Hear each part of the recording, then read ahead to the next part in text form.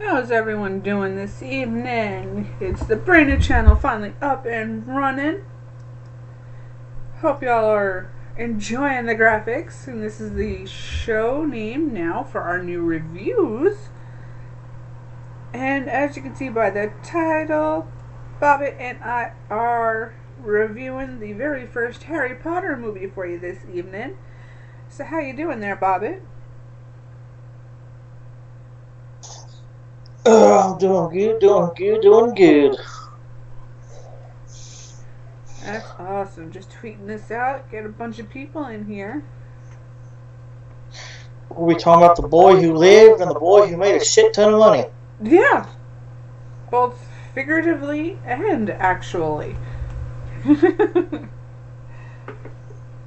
Because he's Daniel Radcliffe, Emma Watson, Rupert Grint, they're all fucking set for life after these movies. Pop you right on over here.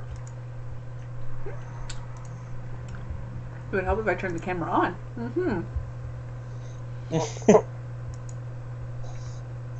There we go.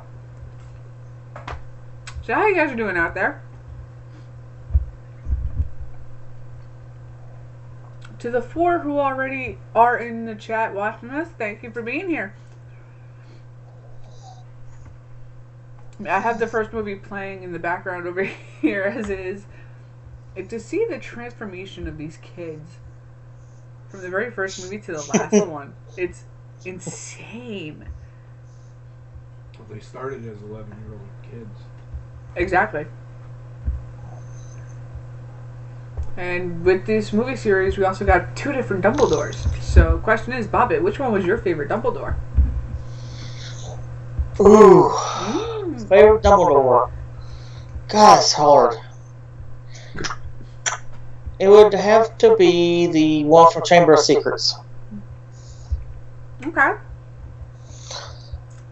Man, I cannot wait for us to talk about Chamber of Secrets. Like, that's my favorite Harry Potter movie, honestly. That's really the one that started it all for me. To actually delve deep into the story. I mean, the first one introduced you to the characters, which that's what you need for every series movie. You need that introduction to characters, which that's what the first movie was. It introduced us to Hermione, to Hagrid, to Harry, to all their teachers, and it's what was needed.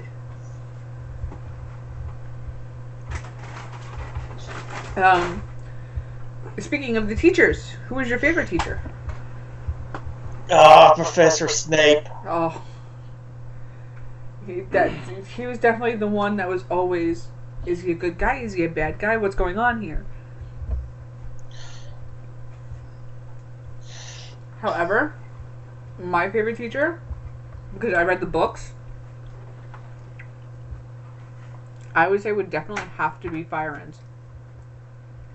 Huh.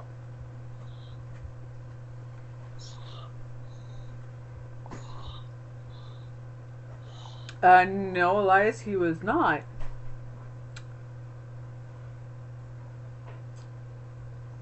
I don't know where you're getting that from. What's going on? Elias in the chat said that Professor Snape was always a bad guy. No, he wasn't. He was a good guy. No, he wasn't. Yes, there was a time in his life where he was a Death Eater, but Yes, but it was undercover. it started out as he was truly a Death Eater and then became for undercover. Oh, sorry.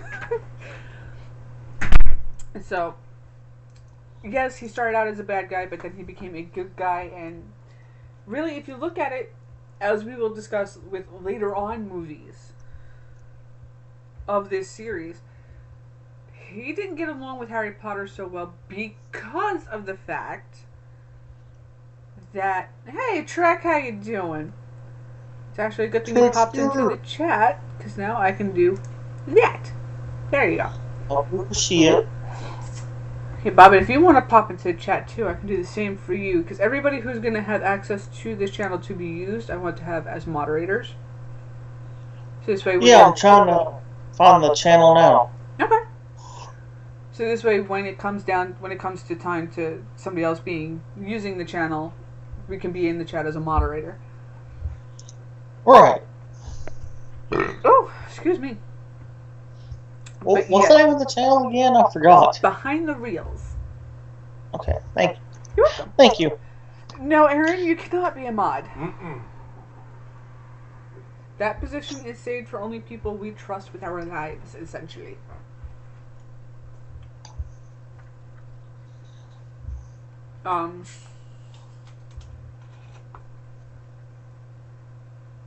As I was saying, when it comes to later on in the movies, we find out that Harry Potter's father was not exactly the innocent party that they proclaimed him to be as well, because he was a bit of a bully. Yeah. With his dear friend Sirius Black and all of them. So, and they kind of used Snape as their target, so that's why he didn't quite get along with Harry Potter. But it makes sense, because those wounds take a long time to heal. The only reason he was a... You got to remember the reason why he did what he did was because of his mother. Yes. Harry's mother. So. And the bald guy in Deathly Hallows, you mean Voldemort? I mean, you gotta be a little bit more specific than that. Yeah, exactly. And not to mention the fact that we're actually here to speak about the first movie, which you're going down the long time down the line. Also, what part of Deathly Hallows are you speaking of? Are you speaking of the first one or the second one? Because you gotta remember, that was split into 2 movies because the book was almost 2,000 pages. And yes, I did read it.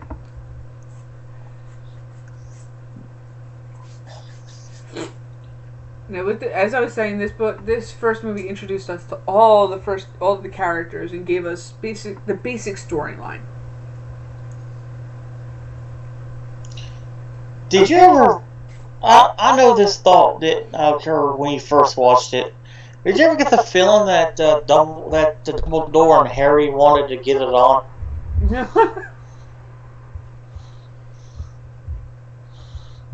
Not quite, Bobbitt. Not quite. Okay. Maybe it's just me then. I think it might be just you. Mm-hmm. Dumbledore was really protective of Harry. Is all it was. It wasn't. It had nothing to do with that. Because he didn't. You gotta remember, he didn't have any parents. Right. And the only parental figure he had were his aunt and uncle, which very badly abused him, actually. Yeah, I didn't like those two at all. Well, it's funny. And that supposedly brother of his. His cousin, yes. Yeah. But what's funny is in the books, especially the first book, Aunt Petunia was described slightly different than what she was portrayed in the movie. That's nice to know, Aaron. In the book, she was more sour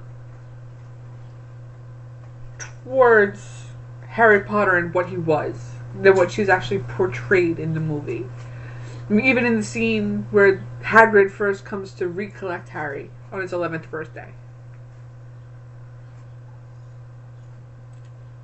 So, even with that, Hagrid is not supposed to be using magic because he's a squib.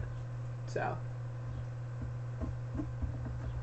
which is why he carries around an umbrella instead of a wand. There we go. There's Bobbitt.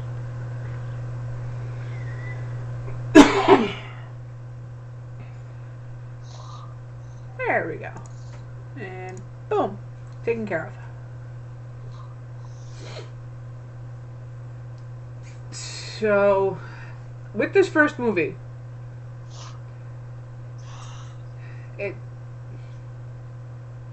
it grabbed our attention because it was definitely something different. Yes.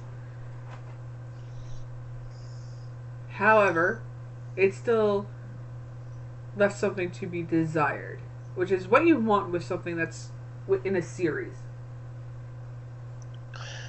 Well, see, like when this movie first came out, I was the perfect age for this movie. Like this movie came out at the perfect time for me because I love the first one. Mom took me to go see the second one in theaters, and oh man, I could talk all day about the second one. Oh, so freaking good. Right. I think they're all good. They're all freaking phenomenal, absolutely. But the second one is where you start seeing the true darkness of everything. And the video game Two Chamber of Secrets was so good. Absolutely. And that you start seeing the darkness of everything that's going on. Not just in his own head because of just finding out how his parents died, but also realizing that there is definitely something different about him that nobody knows.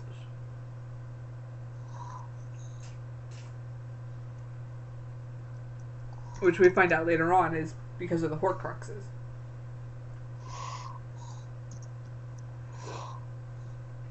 How you doing, Cody? I don't know what you're agreeing with, but okay. And no, Harry Potter had a bigger following than Fortnite has. Are you kidding me? I want to say this, Aaron. Unlike Fortnite, Harry Potter will always be around. Exactly. We literally grew up with this movie series. Yes. The book series. So if you want to talk about your favorite parts while I finish off my dinner here, go right ahead. Okay, yeah, thank you. Yeah, my favorite part would have to be the chess scene with Voldemort. Right now they're in the end. Right now we're at the part where they're in the Gryffindor common room. Well, they were just in the forest, the Forbidden Forest. Harry Potter just came face to face with Voldemort. Who we find out at the end of this movie is actually Professor Quirrell. Quill. But yeah, the chess scene is so like that legit blew my mind when I was a kid. Mm-hmm. I was like, holy crap! And another thing I liked was Hagrid. Like, for some weird reason, I had a weird emotional attachment to Hagrid. Well, that's what that character was designed for. Yes.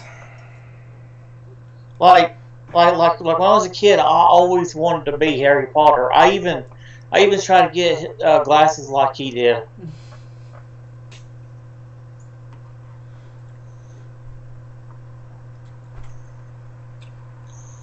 Like, Harry Potter is a huge part of my life. Now, with this first movie, the most hated character, not just teacher, but character in general. Most hated character? Mm-hmm. For me, would have to be the undersecretary. I fucking hated her. She was played by Julie Waters. Or not Julie. Was it Julie Waters? I think it was. You're thinking of Umbridge. There you go, Professor Umbridge. I did not care for her. Nobody did. I hated her. She was like she's like one of my former teachers, man. She was, ugh. She played her part very well. Oh, absolutely. Absolutely. At first, I'm going to have to say this. At first, well, like, in the first part, like, when I first saw the movies, it was Snape. But, as the movies progressed, the more I liked them. Mm-hmm. You know who my favorite character... You guys never asked me who my favorite character was. No, you usually say you don't say anything. Voldemort. I loved his character. I wish they'd make a movie about his character. Actually, they are. It's in the plans. Okay. Fucking love his character. The guy that played him is Ray Fiennes. Mm-hmm. Is very good. Very good actor.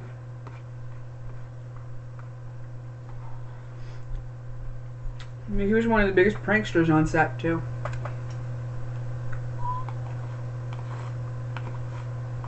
Between him and Alan Rickman, nobody was safe.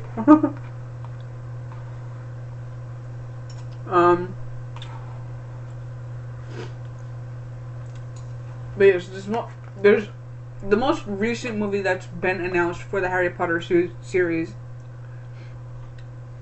is the Grindelwald Crimes. I do too, Trek. But there is talk of there being an origin story for Voldemort somewhere within the timeline. Which I don't mind. Yeah, if they don't fuck it up. Of course, but you know, when it comes down to it, you see everything that went on with Order of the Phoenix. When they're in Sirius's house and you see that family tree and you realize how deep the family ties of these wizarding families are, it's just it's one of those things of, okay, I definitely see where things can go extremely wrong for Voldemort with his family, which I think the Blacks were actually related to in a way. If I remember the family tree right, Bobbitt or Trek? The Voldemort? Yes. Tom Riddle. I think so, yes.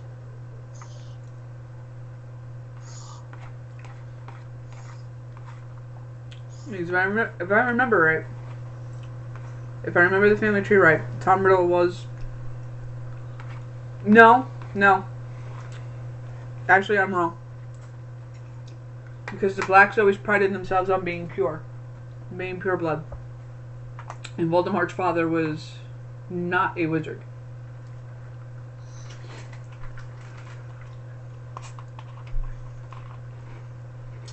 Which is why he hated his father and why he never acknowledged him.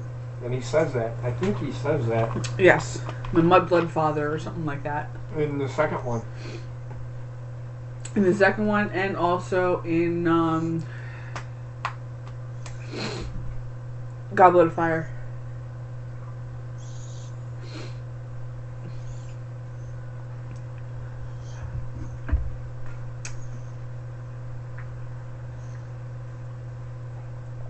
But also with this movie, we're introduced to these wonderful creatures.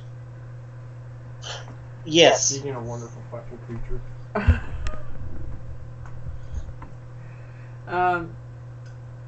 I love this first. I love that scene where they're talking with Hagrid after they introduce us to the new sporting game of Quidditch. And Hagrid's like, how do you know about Fluffy? You named it Fluffy? The giant three-headed dog. It's one of my favorite creatures. And of course, one of my favorite lines within this entire movie is, I should have said that. You said it just now.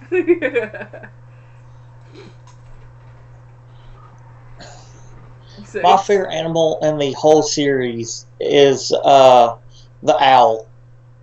Hedwig? Yes. Yeah. Is he between Hedwig, Grimshanks,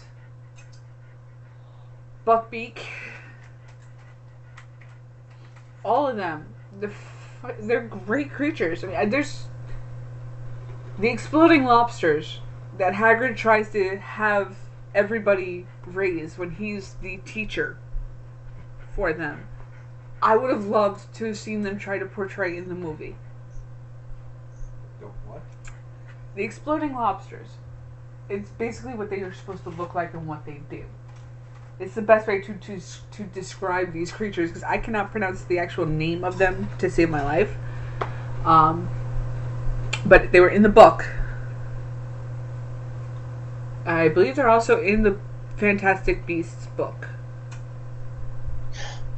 One of my favorite quotes in the movie I just now thought of this. Oh no. Is like when they're getting packages and stuff, and there's clearly a broom-shaped object coming towards Harry, and they open and go, "Look, a broom!"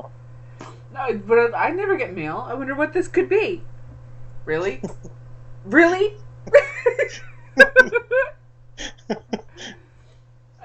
It's like, really? Are you? I know you're a kid, but you can't be that stupid. I mean, even the book says, well, obviously it's a broom, but where did it come from?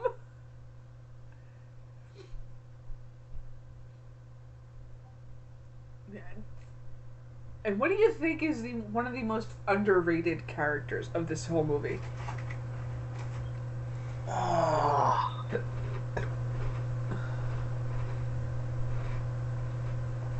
Jeez, I don't really know. I could throw out a couple names. Because you got Neville Longbottom. Yeah. Well, I mean, he was under the whole series, to be honest with you. Yes. There's Dobby. Who doesn't love Dobby the house elf? Exactly. Professor Slughorn. Mm. Hell, I'm pretty sure deep in JP's cold heart, he loves Dobby. Dobby? Mm-hmm. Oh, I don't think my heart is cold. I like Dobby. Dobby was a good character.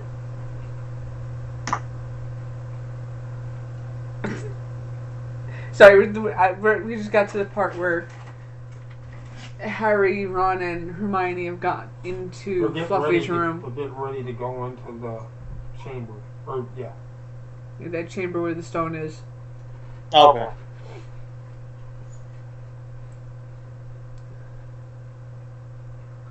It's the snoring when blows the invisibility cloak off. Now, there's a question for you. Who do you think it was that gave Harry the cloak?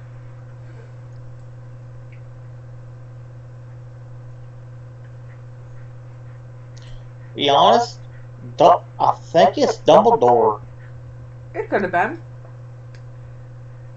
However, he would have figured that out later on because of getting all of those notes from Dumbledore. He would have recognized the writing. He'd be like, you were the one behind it. It was Ron. It was Ron Weasley's dad. That's another possibility. No, it was. I explained it.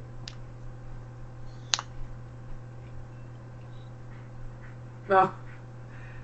Puppy's awake. Look at Dwayne.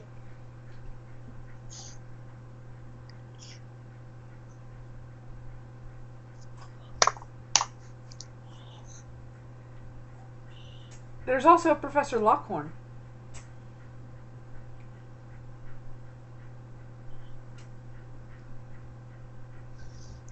Did they ever reveal who it actually was, though?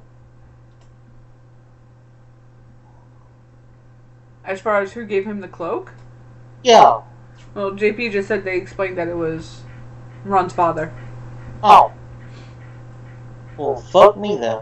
Yeah, I don't remember where that was explained, but... I'll look it up again.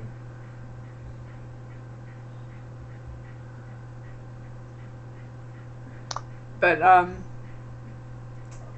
Hagrid would be another good one, but I would have guessed Snape. Yeah. Yeah. It would fit with anything else, really. Yeah, you got a point.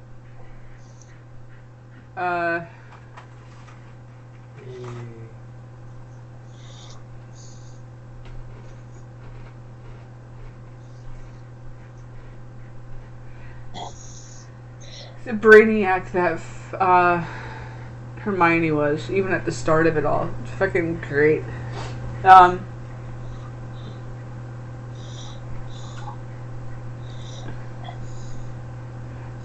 But again, with this first movie, it was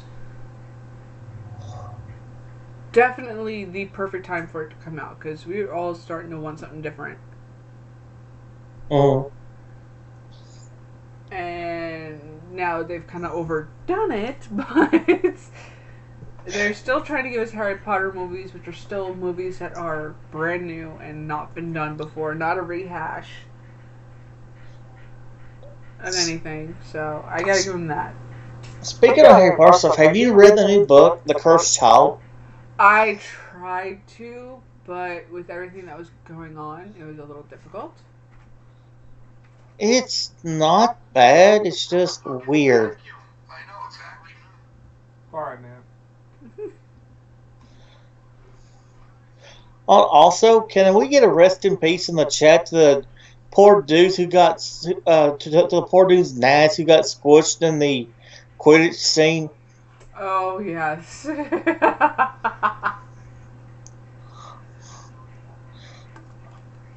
It's just, there's so many different things. It doesn't need an animated series. It really doesn't, Trek. Harry Potter needs an animated series. Come on, man. You're always complaining. No, he said Spielberg wanted them to do. Oh. I thought he was saying he wanted. I was going to say, dude, you're always complaining that they fucking rehash shit, and then you fucking go and say that shit.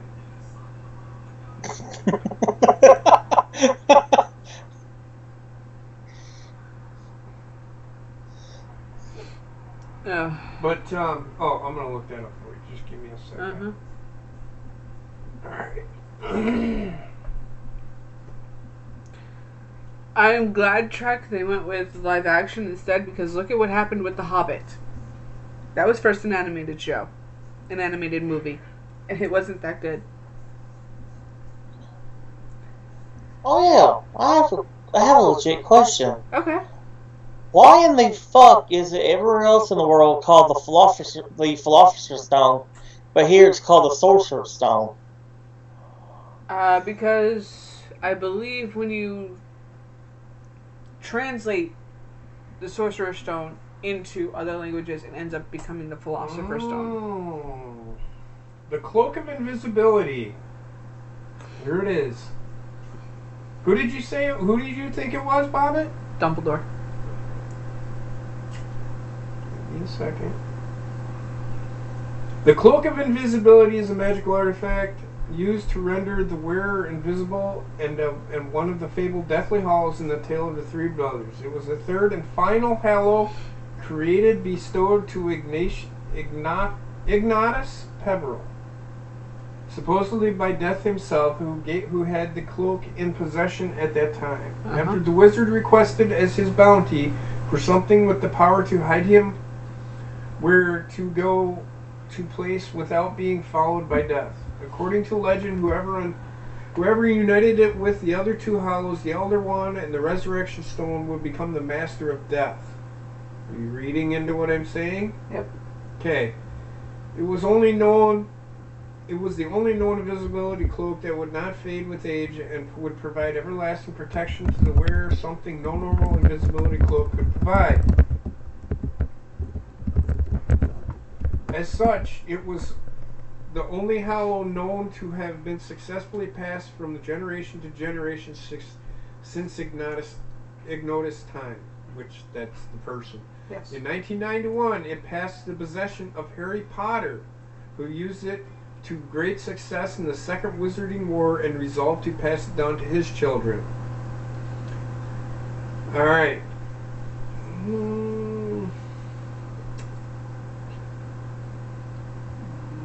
Second. Okay, here it is.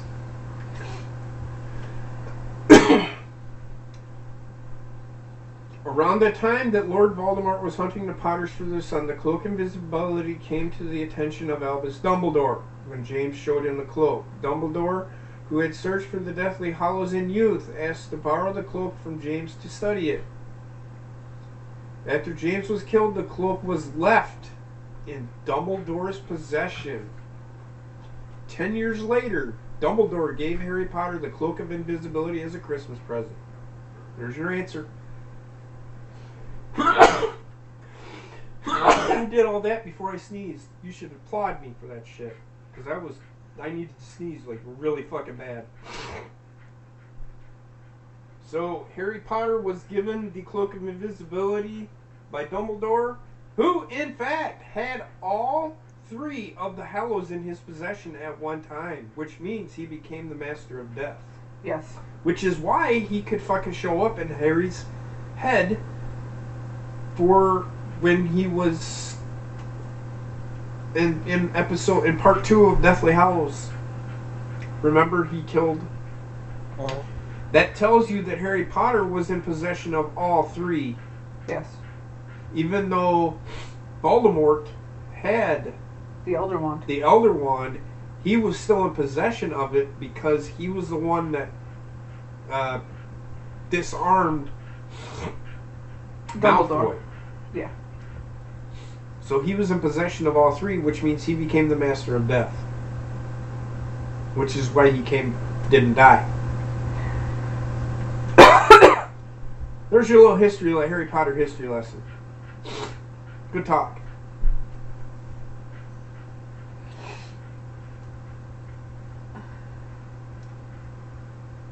Yeah?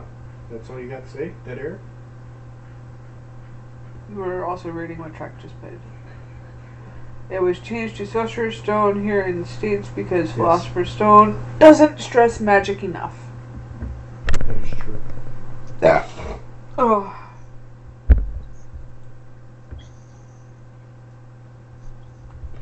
But either way... Oh. I have the hiccups now, if you couldn't tell, folks.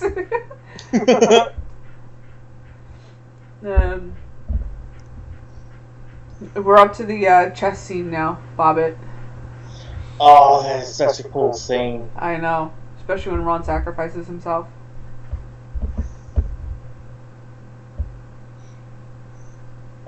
That's the part we're up to right now. So if I seem enthralled, y'all know what's going on. I will say this.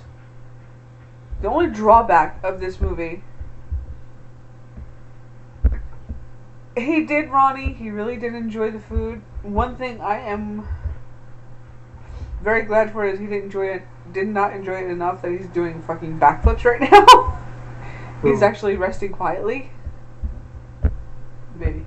Oh. And it's just giving me the hiccups. I'm good with that. But the one downfall with this movie, I will say, is again how heavily CGI'd certain things were. Sure. Yes, certain things had to be. Yeah. But again, it was at a time where CGI looked cartoonish. And then too, you gotta remember it was in the 90s. That's what I'm saying, and it was at a time. Which is part of the downfall of the first 3, the prequels in Star Wars, is because CGI was in its infancy stage and it was just being showcased. And it was showcased a little too much in the movies. So. Yeah.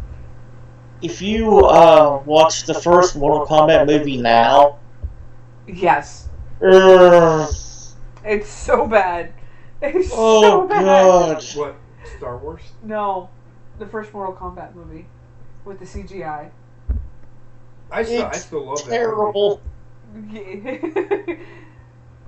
The CGI work is terrible, but it's still a good movie. like the scene where Scorpion gets the spear out of his hand. Yep. Oh God, you could clearly tell it's not there. It was cool at the time because nobody knew what it was. And nobody could really guess how they did that. And it was the... How do I put this? It was what was going on in the movie that made you really not really care about that scene. Yep. The part with... who's the guy that Sonya Blade is out to kill? Starts with a K. Kano. Yeah, so his What happened? His face was CGI too. No, actually, that was Really? that was all special effects makeup. Oh wow. Yeah. Like it was CGI. Okay. It kind of looked like it because of how shiny that thing was, but no, that was all special effects makeup. That's good. Now, Yeah. Reptile was all CGI. Oh fuck yeah! When Shao Kahn told him to keep an eye on Princess fucking Katana. And again, you got to remember the time. That Yes. was 1993. Yeah. The movie was made. Or 95. I'm sorry. I was gonna say because the second one came out in like '97, which I think they did a better job with the second one. But then again, I am a huge fan of Queen Sindel, so. Well, see, I'm always a Scorpion dude. I've always loved Scorpion. Right. I was the queen of the hair whip back in the day. I'm just Mortal Kombat fan in general. Yeah.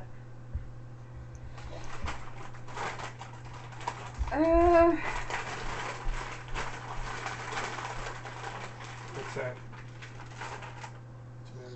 Trek said in the chat, best part of the original Mortal Kombat was Christopher Lambert. Wasn't he Raiden? I don't know. Yes, he played Lord Raiden, yes. Robin Shaw was pretty good. He was. As Liu Kang. I liked him. Yes. Bridget Wilson was pretty good as Sonya Blade. I'm surprised they didn't bring her back, though. Me for the too. second one. The girl that played was terrible. Oh, she was fucking god awful.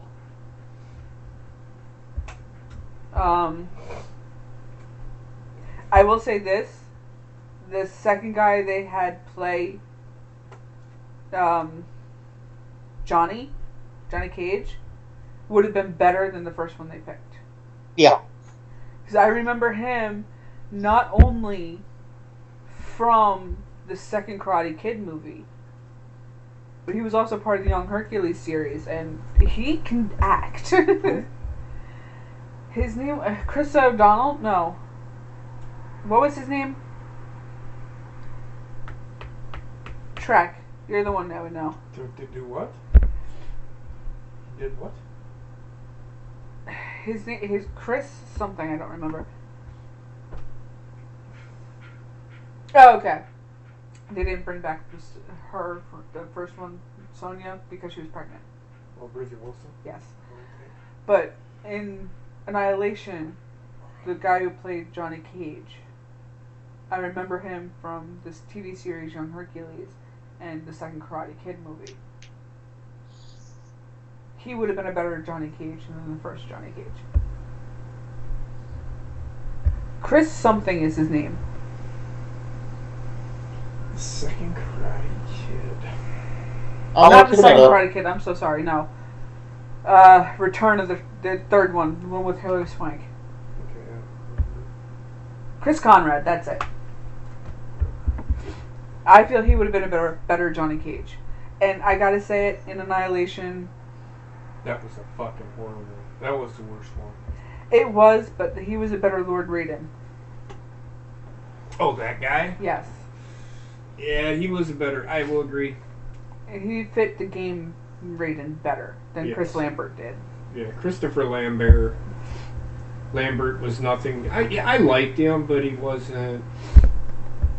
He was a great actor, yes. But he was... The next Karate Kid, that's right. Yes. Yes, Trek. Chris Lambert, yes. Fucking great actor. However... He should have stuck to fucking the Highlander. Yes. That kind of mythical stuff he should stick with.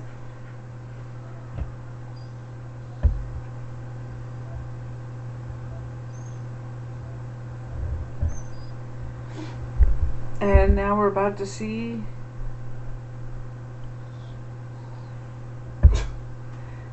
We're at the scene with the mirror. Oh, okay. When he has the stone in his pocket already. But he just doesn't know it. But yes.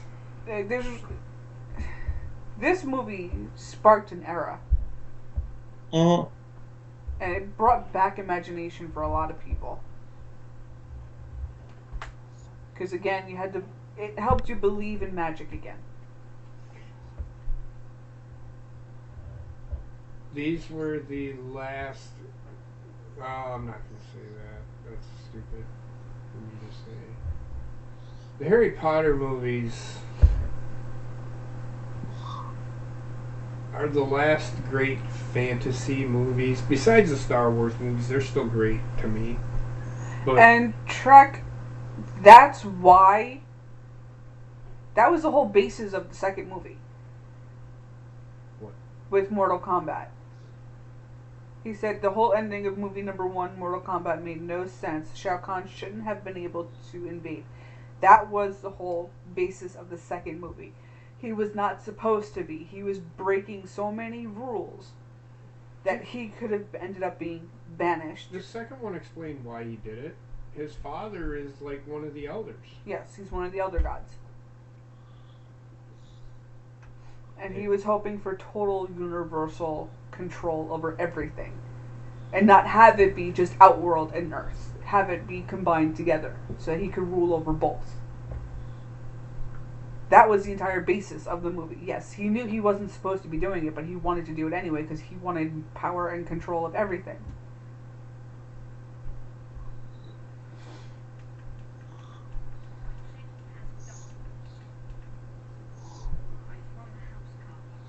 So he's like General Hall. He wanted to be champion and number 1 contender. Exactly.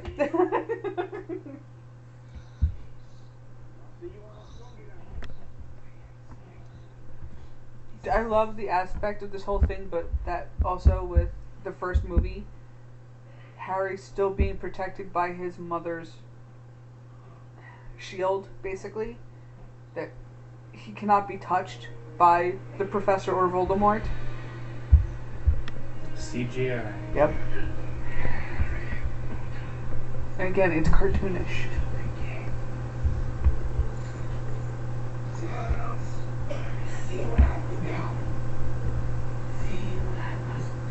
There's not much more to talk about, is there, Heather? No, there really isn't. Not really. I mean, We were able to fill the hour. Yep. Well, the half hour, almost hour, but...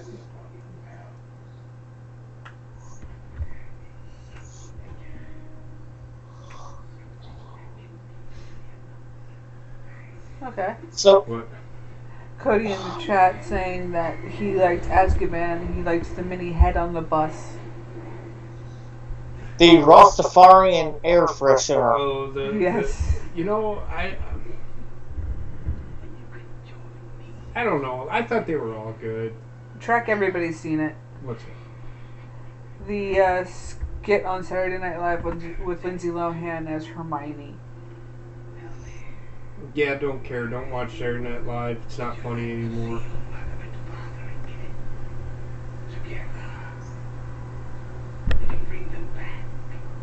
Not quite. But I think we've covered the basis of this movie, and with that being said, we can end it here if you'd like, Bobbitt. Because Yeah. And then next week we will be bringing you Chamber of Secrets, which there will be a lot more to talk about with that movie. Yes. Because there's more characters introduced with it as well.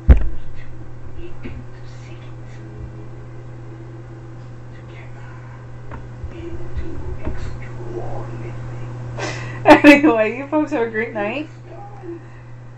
Have fun doing whatever you would like to do out there on your Saturday nights, folks. Well, Sunday nights, sorry. And we shall see you tomorrow on my channel, The Tattooed Mistress, for our live reaction to Monday Night Raw. Only 2 more weeks and my channel will be back. Yes. He still has to do a recording of parody news for you folks. I'll get to it. I know you will. And it may be something he keeps going up. Thank you very much, Trek and Ronnie. And we shall see you all tomorrow. Have a great night. Good.